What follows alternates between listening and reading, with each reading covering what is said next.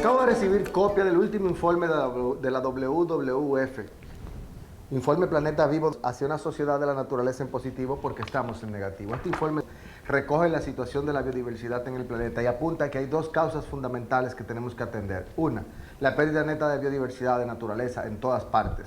Y dos, el cambio climático. Y las 6 principales causas son la contaminación, el cambio climático, las especies invasoras, la contaminación, la deforestación y la agricultura o la ganadería, como quieras verlo. Estas son las 6 principales causas que están haciendo un cambio de uso del suelo y están extrayendo más animales de lo que la naturaleza puede reponerlos. Y nosotros sabemos que vivimos de la biodiversidad. Toda nuestra medicina, todas nuestras fibras, todos nuestros recursos naturales, todas nuestras materias primas vienen de la biodiversidad. Y además de que estamos utilizando de manera inadecuada todo lo que tiene que ver con el acervo genético y biológico del planeta, también estamos provocando con la emisión de dióxido de carbono unos mayores niveles de contaminación atmosférica, elevando la temperatura. Y elevar la temperatura no solamente afecta el desarrollo y la dispersión de las especies, sino que también pone mayor vulnerabilidad a aquellas especies que dependen de climas más o menos promediados. Hay algunas especies que salen privilegiadas en esta situación, como las polillas y los escarabajos, que se están esparciendo a otros lugares y a otras alturas, afectando y desplazando con eso otras especies que están acostumbradas. Aún no sabemos todavía todos los impactos ambientales que vamos a esperar como consecuencia del cambio climático. ¿Cuál es la situación? Que entre el 1 y el 3% de casi todos los animales se han desaparecido. Más de 1 millón de especies se encuentran en peligro como consecuencia de la situación en que se está desarrollando el aprovechamiento de la naturaleza y el tema del cambio climático. El 69% de todas las poblaciones de especies estudiadas, más de 5.000 en este estudio, se encuentran en declive. Específicamente en América Latina. América Latina tiene un 94% de declive de las poblaciones de animales estudiadas. Y del grupo de especies estudiadas, los peces de agua dulce son los que sienten la mayor amenaza. 83% de todos los peces de agua dulce se encuentran en franca disminución y en posibilidad de extinguirse para siempre como consecuencia de la contaminación, como consecuencia del uso indiscriminado de las aguas y de que la mayoría de la gente vive a menos de 3 kilómetros de las principales fuentes de agua y de los principales cursos de ríos. Estados Unidos pierde el 20% de sus poblaciones, Asia pierde el 55% de sus poblaciones, África pierde un gran porcentaje, Europa pierde aproximadamente el 18% de sus poblaciones y América Latina pierde el 94% de sus poblaciones. ¿Cuál es la situación que se nos va complicando en América Latina, sobre todo en el Caribe? Que los arrecifes de coral ya se encuentran explotados en más de un 50% como consecuencia de los cambios y sobre todo también de la acidificación del mar y del cambio climático.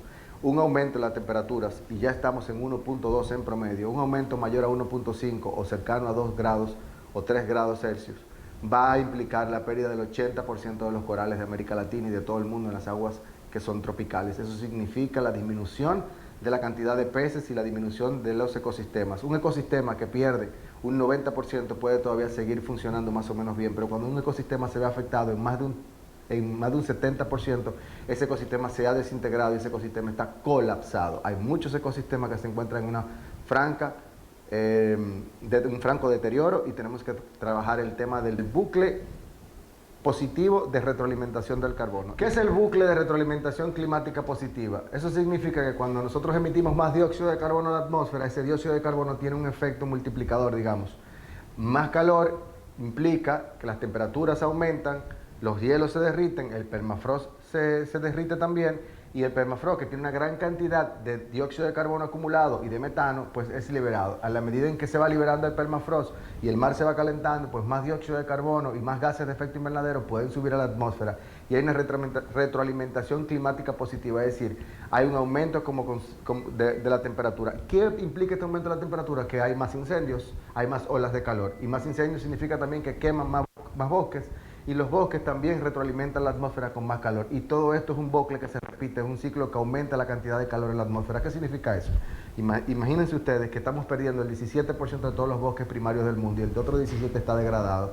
Y que los bosques son responsables de la regulación del clima, pero también son responsables de las lluvias. Aproximadamente el 15% de los patrones de lluvias se están cambiando como consecuencia de la pérdida ya neta del 17% de los bosques primarios del mundo.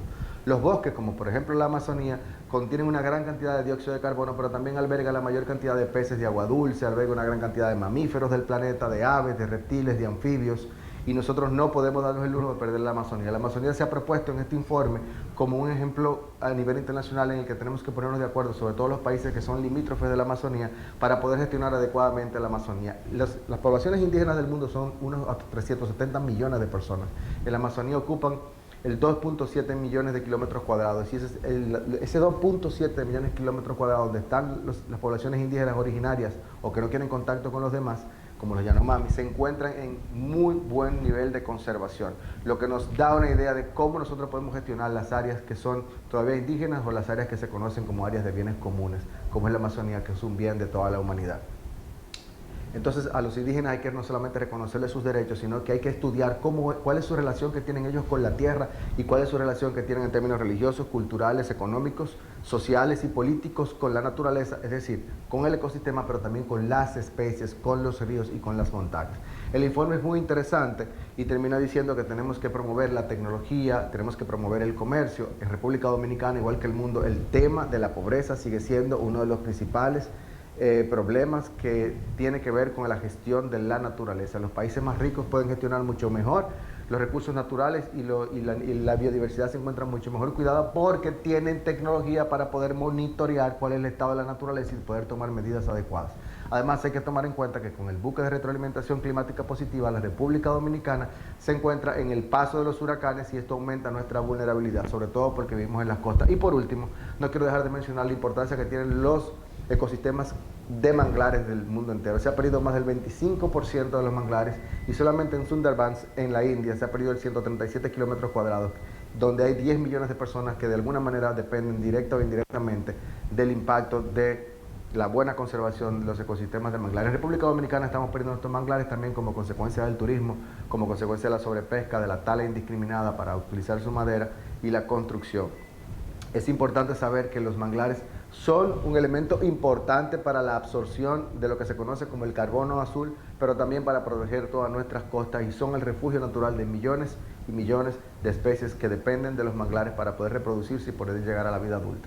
Es importante tomar nota de que lo primero que tenemos que hacer en República Dominicana es promover la riqueza siempre que vaya en consonancia con un desarrollo que sea lo menos negativo posible para los recursos naturales, pero sobre todo para la biodiversidad. Y hay que encarar este problema como una moneda con dos caras, el cambio climático por un lado y el tema de la conservación de la biodiversidad por el otro lado. Aunque hay que atender a los dos al mismo tiempo, son dos problemas distintos que en algún momento uno a uno hace una retroalimentación también positiva. No podemos trabajar el cambio climático sin proteger la naturaleza al mismo tiempo. Así que ya saben, los invito a leer el informe de la WWF, Un Planeta Vivo del año 2022.